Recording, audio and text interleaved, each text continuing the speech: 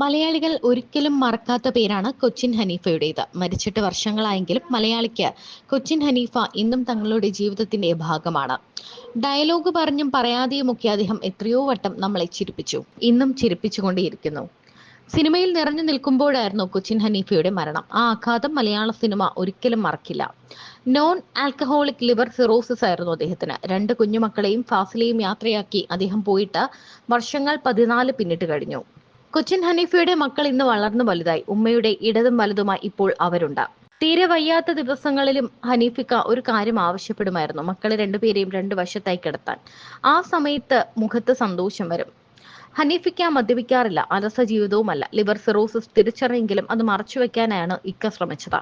രോഗമുണ്ടെന്നറിഞ്ഞാൽ അഭിനയിക്കാൻ ആരും വിളിച്ചില്ലെങ്കിലോ എന്ന് ആ പാവം ചിന്തിച്ചു എന്നാണ് ഫാസില പറയുന്നത്. സിനിമാക്കാരനായിരുന്നുവെങ്കിലും വലിയ സമ്പാദ്യമൊന്നും ഉണ്ടായിരുന്നില്ല. മക്കൾക്ക് വേണ്ടി ഒന്നും ചെയ്തില്ലെന്ന കുറ്റബോധത്താൽ ഒരു സിനിമയും വിടാതെ അഭിനയിക്കുകയായിരുന്നു ഹനീഫ എന്നാണ് ഫാസില പറയുന്നത്. ആരോഗ്യം പോലും നോക്കാതെ സമയം ഇനി അധികമില്ലെന്ന് മനസ്സിലാക്കിയതുപോലെ ഓട്ടപ്പാച്ചിലായിരുന്നു അത്. മരിക്കുന്നതിന് 4 ദിവസം മുൻപ് മാത്രമാണ് രോഗത്തിന്റെ ഗുരുതരാവസ്ഥ താൻ തിരിച്ചറിഞ്ഞതെന്നും ഫാസില പറയുന്നു. ഹനീഫയ്ക്കയുടെ രോഗത്തിന്റെ സങ്കടവും ദേഷ്യവും കടിച്ചമർത്തി എന്നോട് സംസാരിച്ചത് മമ്മൂക്കയാണ്. എന്തിനവനിത് മറച്ചുവെച്ചു? ഒന്ന് പറയാമായിരുന്നില്ലേ? എവിടെ കൊണ്ടുപോയാലും നമ്മൾ രക്ഷപ്പെടുത്തുമായിരുന്നില്ലേ എന്നാണ് മമ്മൂക്ക പറഞ്ഞത്. കുഞ്ചൻ ചേട്ടന്റെ മകളുടെ കല്യാണത്തിന് കണ്ടപ്പോൾ വലിയ മക്കളായല്ലോ രണ്ടുപേരും, നല്ലോണം പഠിക്കണം കേട്ടോ എന്ന് പറഞ്ഞ് അനുഗ്രഹിച്ചു എന്നും ഫാസില പറയുന്നുണ്ട്. കൊച്ചിൻ ഹനീഫ തീരെ വയ്യാതെ ആശുപത്രിയിലായ സമയത്ത് വിവരമറിഞ്ഞ് തമിഴ്നാട്ടിൽ നിന്ന് സൂര്യയുടെയും കാർത്തിയുടെയും അച്ഛൻ ശിവകുമാറും കാണാൻ വന്നിരുന്നു. തമിഴിൽ അദ്ദേഹത്തെ നായകനാക്കി പാസപ്പര വൈകൾ എന്നൊരു ചിത്രം ഹനീഫിക്ക സംവിധാനം ചെയ്തിരുന്നു. 3 മാസങ്ങൾക്ക് മുൻപ് എന്ന മലയാള ചിത്രത്തിന്റെ റീമേക്ക് ആയിരുന്നു അത്. ചിത്രത്തിന്റെ സംഭാഷണം തമിഴിൽ ഒരുക്കിയത് തമിഴ്നാട് മുൻ മുഖ്യമന്ത്രി കരുണാനിധിയായിരുന്നു. ചിത്രം തിയേറ്ററുകളിൽ 180 ദിവസം വിജയകരമായി പ്രദർശിപ്പിച്ചു. സന്തോഷ സമ്മാനമായി ചെന്നൈയിൽ വീട് വയ്ക്കുവാൻ എവിടെയാണ് സ്ഥലം വേണ്ടതെന്ന് കലൈനർ ചോദിച്ചു. പക്ഷേ ശമ്പളം മാത്രം മതിയെന്നായിരുന്നു ഹനീഫിക്കയുടെ വിനയപൂർവ്വമുള്ള മറുപടി. തമിഴിൽ 7 സിനിമകൾ സംവിധാനം ചെയ്തിട്ടുണ്ട്. ആശുപത്രിയിൽ ഹനീഫിക്കയെ കാണാൻ വന്ന ശിവകുമാർ കണ്ട് പിരിയാൻ നേരം പണമടങ്ങിയ കവർ തന്റെ നേരെ നീട്ടി. ഹനീഫിക്കയുടെ മനസ്സറിയാവുന്നത് കൊണ്ട് താൻ വാങ്ങിയില്ല. അത് പറഞ്ഞപ്പോൾ ഹനീഫിക്ക പറഞ്ഞത്: ഫാസി, നീ അത് വാങ്ങാത്തത് നന്നായി. ഞാൻ ഈ ആശുപത്രിയിൽ നിന്നിറങ്ങിയാൽ നമ്മുടെ ബുദ്ധിമുട്ടുകളൊക്കെ പെട്ടെന്ന് മാറും എന്നാണ്. പക്ഷെ അതൊന്നും ഉണ്ടായില്ല. ദുബായിലുള്ള സഹോദരൻ ഫിറോസ് ആണ് എന്നും ധൈര്യം തന്ന് ഒപ്പം നിന്നത്. അതുപോലെ ഫിറോസിനെ പോലെ തന്നെ കൂടപ്പിറപ്പായി കൂടെ നിൽക്കുന്നയാളാണ്, സഹോദരനായി നിൽക്കുന്ന ആളാണ് ദിലീപ് എന്നും കൊച്ചിൻ ഹനീഫയുടെ ഭാര്യ പറയുന്നു. എല്ലാ പ്രതിസന്ധിയിലും ഒപ്പമുണ്ടായിരുന്നു അദ്ദേഹം. സഫിയുടെയും മർവയുടെയും പിറന്നാളിന് കൃത്യമായി കാവ്യ മാധവന്റെ സമ്മാനമായി ഒരു കേക്ക് വീട്ടിലെത്തും. അങ്ങനെ ഒരുപാട് മനുഷ്യരുടെ സ്നേഹത്തണൽ തങ്ങൾക്ക് കിട്ടിയിട്ടുണ്ടെന്നും ഇവർ പറയുന്നു. തിരക്കഥാകൃത്തുക്കള് അവര് ഒരു പ്ലാറ്റ്ഫോം ഉണ്ടാക്കി തന്നാലേ നമുക്ക് കളിക്കാൻ പറ്റുള്ളൂ. എനിക്ക് വേണ്ടിയിട്ട് ഉള്ള കഥാപാത്രങ്ങൾ അവർ സ്റ്റിച്ച് ചെയ്തിട്ടുണ്ട്. അപ്പം ഞാൻ സിനിമയിൽ വരുന്ന സമയത്ത് എനിക്ക് പൊക്കമില്ല, വണ്ണമില്ല എന്ന് ഞാൻ ഏതൊക്കെ ഇൻ്റർവ്യൂവിൽ പറഞ്ഞിട്ടുണ്ട്. പക്ഷേ എനിക്കൊരു 6-6 അടി പൊക്കമൊക്കെ ഉണ്ടായിരുന്നെങ്കിൽ തവിടുകൂടി പിന്നെ പണ്ടേ ഇവിടുന്ന് പോയിട്ട്. കാരണം ഞാൻ ചെയ്ത പല വേഷങ്ങളും എനിക്ക് ചെയ്യാൻ പറ്റില്ലായിരുന്നു. ഇപ്പൊ കുഞ്ഞുകൂനനോ ചാന്തുപൊട്ടോ മായാമോഹിനിയോ അങ്ങനെ പച്ചക്കുതിര,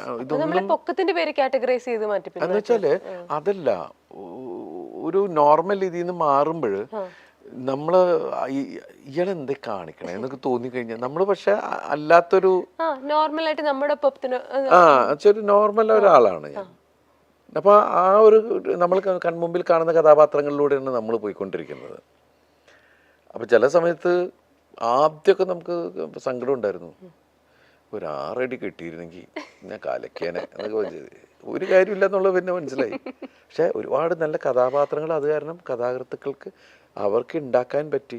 അത് എനിക്ക് കിട്ടി, ദൈവാനുഗ്രഹം. നമുക്ക് അടുത്തൊരു സെഗ്മെന്റിലേക്ക് കിടക്കാം. 2 ആൾക്കാരുടെ 2 സിനിമകളിലെ 2 പേരുകൾ വീതം പറയും. അപ്പൊ അതിൽ നിന്ന് ദിലീപേട്ടന്റെ ജീവിതത്തിൽ ഉണ്ടായിട്ടുള്ള എന്തെങ്കിലും ഓർമ്മകളോ മാറ്റങ്ങളോ ഒക്കെ പറയാം. ഒരു മിനിറ്റ്, നേരത്തെ ചോദിച്ചത് ഇതില് സരസമായിട്ടുള്ള കഥാപാത്രങ്ങൾ ഏതാന്നൊക്കെ അല്ലേ? ഞാൻ ചെയ്തിട്ടുള്ള 99% കഥാപാത്രങ്ങൾ ഞാൻ എൻജോയ് ചെയ്തിട്ടുള്ളതാണ്. അതുകൊണ്ട് നമ്മൾ ഈ പറയുന്ന പോലെ മാതാപിതാക്കളോടൊക്കെയാണ് ഇതിൽ ഏത് മക്കളെ നിങ്ങൾക്ക് ഇഷ്ടം ചോദിക്കണ പോലത്തെ ഒരു അവസ്ഥയുണ്ട്. എല്ലാം ഞാൻ ഇഷ്ടപ്പെട്ട് ചെയ്തിട്ടുള്ളതാണ്. ഞാൻ എപ്പോഴും അങ്ങനെ എന്നെ ചിരിപ്പിക്കാൻ പറ്റണം മറ്റാൾക്ക്, എന്നാലേ എനിക്ക് വേറെ ആളെ ചിരിപ്പിക്കാൻ പറ്റുള്ളൂ. അങ്ങനെയാണ് നമ്മൾ സ്ക്രിപ്റ്റ് വായിക്കുമ്പോൾ നമുക്കൊരു ജഡ്ജ്മെന്റ്. ഇപ്പം ആദ്യമായിട്ട് ആ കഥ വായിക്കുമ്പോൾ ദിലീപായിട്ട് അല്ലെങ്കിൽ ആ ഒരു ക്യാരക്ടറായിട്ട് നമുക്കത് ഒരു വേറെ ആളുടെ വ്യൂ പോയിന്റിൽ നിന്ന് കണ്ട് നമുക്ക് ചിരിക്കാൻ പറ്റുമെങ്കിൽ മാത്രമല്ലേ അത് അതേ ഞാൻ പ്രേക്ഷകരിലേക്ക് പറഞ്ഞത്. വർക്കാവുള്ളൂ. ഞാൻ എൻ്റെ റൈറ്റർ അല്ലെങ്കിൽ എൻ്റെ ഡയറക്ടർ അതിനെക്കുറിച്ച് സംസാരിക്കുമ്പോൾ ഞാൻ കഥ കേട്ടിരിക്കുമ്പോൾ തമാശയാണെങ്കിൽ തമാശ ആവണം, ഞാൻ ചിരിക്കണം. ഞാൻ കഥയൊക്കെ ആയിരിക്കണത് എന്നാൽ പിന്നെ ചിരിപ്പിക്കും നിങ്ങളെന്നും പറഞ്ഞിട്ടാണ്. കാരണം എന്താണെന്നറിയോ, ഞാൻ ഇതുമായിട്ട് വരുമ്പോൾ എന്നാൽ പിന്നെ ചിരിപ്പിക്കുന്നു പറഞ്ഞിട്ട് അവരിയ്ക്കണേ ഓഡിയൻസ്. അതെ അതെ തീർച്ചയായിട്ടും. അപ്പൊ എനിക്ക് ചിരിക്കാൻ റെഡി ആയിട്ടാണ് ഇരിക്കുന്നത്. അവർ ചിരിക്കാൻ റെഡി എന്ന് വെച്ചാൽ അതിൽ കാര്യം ഉണ്ടാവണം. ഇപ്പൊ നേരത്തെ തന്നിരുന്ന ഒരു എന്താ പറയുക, നമുക്ക് തന്നിരുന്ന ഒരു എന്താണ് അതിന് കറക്റ്റ് വേർഡ് പറയുന്നത് വെച്ചിട്ടുണ്ടെങ്കിൽ റിസപ്ഷൻ ആളുകൾ എന്താ വെച്ചാല് ഒരു പരിഗണന എന്നൊക്കെ പറയില്ലേ. ഇപ്പൊ എന്തെങ്കിലും തമാശ പറഞ്ഞാലും ആ പോട്ട് ചിരിച്ചു വിട്ടേക്കാം എന്ന് പറയാം. പക്ഷെ ഇപ്പൊ എന്ന് വെച്ചിട്ടുണ്ടെങ്കിൽ അതിന്റെ ഇത് കൂടി. കാരണം എന്ന് വെച്ചിട്ടുണ്ടെങ്കിൽ ഉത്തരവാദിത്വം കൂടി എന്ന് വെച്ചിട്ടുണ്ടെങ്കിൽ നമ്മൾ ദൈവമേ ചിരിക്കണേ. കാരണം വെച്ചിട്ടുണ്ടെങ്കിൽ കരയിപ്പിക്കാൻ എളുപ്പാ. നമ്മുടെ പ്രാരബ്ധം പറഞ്ഞാൽ മതി. ചിലപ്പോൾ സങ്കടമായിട്ട് കരയും. ചിരിപ്പിക്കൽ വലിയ പണിയാ. അത് ചിരിപ്പിക്കുന്ന ആരാണെങ്കിലും ഞാൻ ഭയങ്കരമായിട്ട് ചിരിക്കാൻ ആഗ്രഹിക്കുന്ന ഒരാളാണ്, മനസ്സിലായില്ലേ. അപ്പോൾ ഈ മിമിക്രിയിലെ മിക്ക ആൾക്കാരുടെയും ഫാനാണ് ഞാൻ. എപ്പോഴും ഇവരുടെ ഓരോ കാര്യങ്ങൾ കണ്ടിട്ട് തന്നെ പിന്നെ ഞാൻ വിളിച്ച് പറയും ചെയ്യും. അവരുടെ ഷോർട്ട് ഫിലിം കണ്ടാലും മറ്റു തമാശകൾ കണ്ടാലൊക്കെ വിളിച്ച് പറയും. എങ്ങനെ കാവ്യ ചേച്ചിയും മീനാക്ഷി മാമാട്ടിയൊക്കെ സിനിമ കണ്ടോ? വോയിസ് ഓഫ് സത്യനാഥൻ കണ്ടോ? കണ്ടു. അവര് ചെന്നൈയിലാണ് കണ്ടത്. അവിടെ ഹൗസ്ഫുള്ളായിരുന്നു. ഭയങ്കരമായിട്ട് എൻജോയ് ചെയ്തു. അവര് എന്നെ രണ്ടുപേരും 3 പേരും. അപ്പം ചെറുത് ഭയങ്കര ചിരിയായിരുന്നു എന്ന് പറയണ്ടേ. അപ്പോൾ കാവ്യൊക്കെ ഉണ്ട്, ഇവള് ആവശ്യമുള്ളിടത്തും ചിരിക്കുന്നുണ്ട്, ആവശ്യമില്ലാത്തടത്തും ചിരിക്കുന്നു ഇവള് ഇതൊക്കെ പറഞ്ഞിട്ട് അവളെ കളിയാക്കുന്നുണ്ടായിരുന്നു. നീനുട്ടിയും എന്നെ വിളിച്ചു പറഞ്ഞു, അച്ഛാ നന്നായി അച്ഛാ, എൻ്റെ ഫ്രണ്ട്സൊക്കെ ഉണ്ട്, അവർക്കൊക്കെ ഭയങ്കര ഇഷ്ടമായി. അതിൽ കാവ്യം പറഞ്ഞു ഭയങ്കരമായിട്ട് എൻജോയ് ചെയ്യേണ്ട ആളുകൾ എല്ലാവരും. പിന്നെ ഫീൽ വരുന്ന സമയത്ത് ആണുങ്ങളടക്കം കണ്ണ് നനയുന്നുണ്ട്, എല്ലാവരും കണ്ണൊക്കെ എന്നെ തുടയ്ക്കുന്നുണ്ട്. നമ്മളിങ്ങനെ നോക്കൂല്ലോ എന്താണ് ഇതിൻ്റെ ഒരു അവസ്ഥ എന്നൊക്കെ തോന്നുന്ന ഒരു ഇതില്ലേ. അപ്പം എല്ലാവർക്കും ദൈവം അനുകരിച്ച് നമ്മുടെ ഒരു ഫാമിലി എൻ്റർടൈനർ അല്ലേ. മാമാട്ടി എങ്ങനെ പഴയ പടങ്ങൾ ആ ക്ലിപ്സ് ഒക്കെ കണ്ടിപ്പോഴും ആ കോമഡികൾ എൻജോയ് ചെയ്യുന്നുണ്ടോ?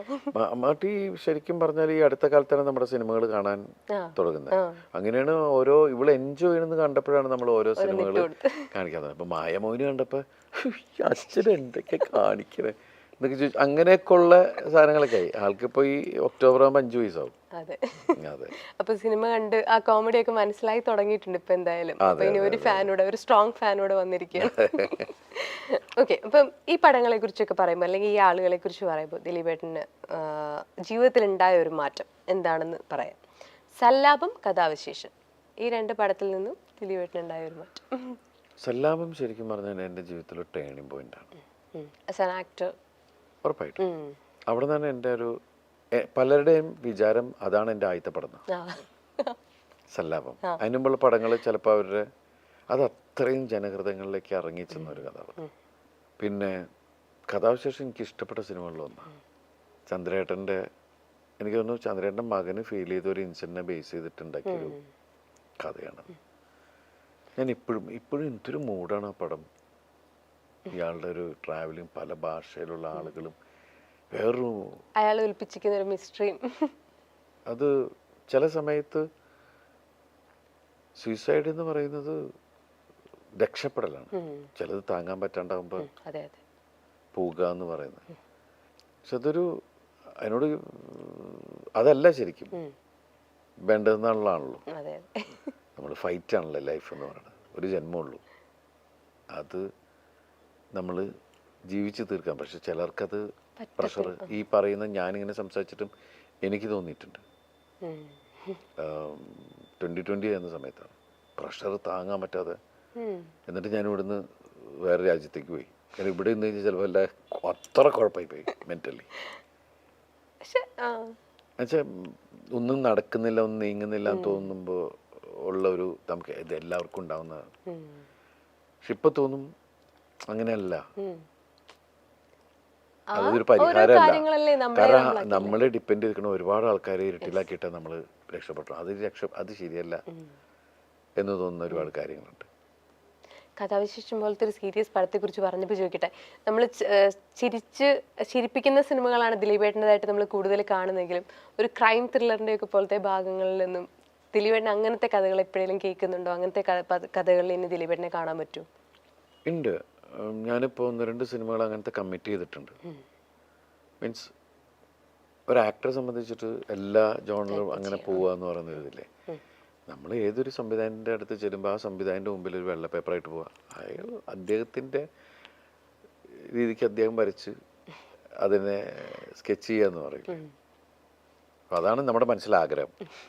എനിക്കറിയാം ജനങ്ങൾ എന്നിൽ നിന്ന് കൂടുതൽ എൻ്റർടൈൻമെൻറ്റ് സിനിമകളാണ് ആഗ്രഹിക്കുന്നത്. എനിക്കും ചെയ്യാൻ അതൊക്കെ തന്നെയാണ് ഇഷ്ടം. പക്ഷെ എന്നാലും എല്ലാ തരവും നമ്മൾ ചെയ്യണം. അതെ. ഈ 2 വ്യക്തികളെ കുറിച്ച് പറയുമ്പോൾ അവർ ജീവിതത്തിൽ കൊണ്ടുവന്നിട്ടുള്ള വലിയ മാറ്റങ്ങൾ. കമൽ, ലാൽ ജോസ്.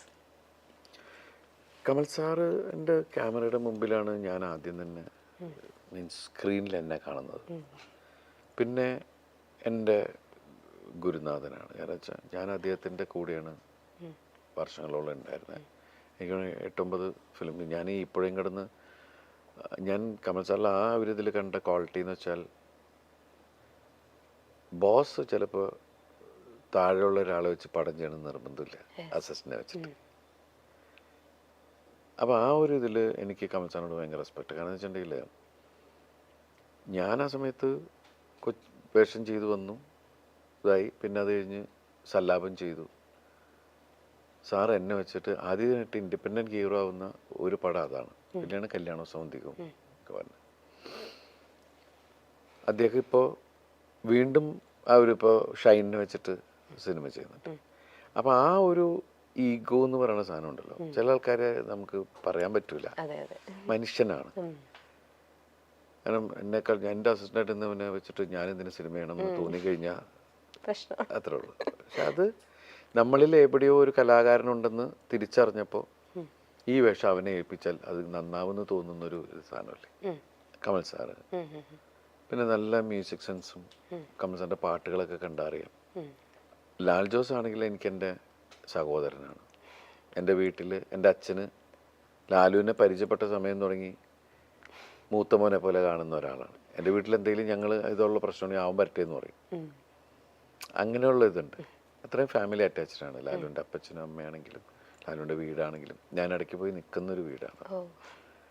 എനിക്ക് എൻ്റെ അമ്മയുടെ വയറ്റിൽ ജനിക്കാതെ പോയൊരു സഹോദരൻ. അതാണ് എൻ്റെ എന്ത് വിഷയത്തിനും എൻ്റെ ഒപ്പം നിൽക്കുന്ന, എനിക്ക് വേണ്ടി പടവെട്ടുന്ന ഒരാളാണ്. അതാണ് ലാൽ ജോസ്. എനിക്ക് ഭയങ്കര ജെന്യൂനായിട്ട് തോന്നിയ ഒരാളാണ്.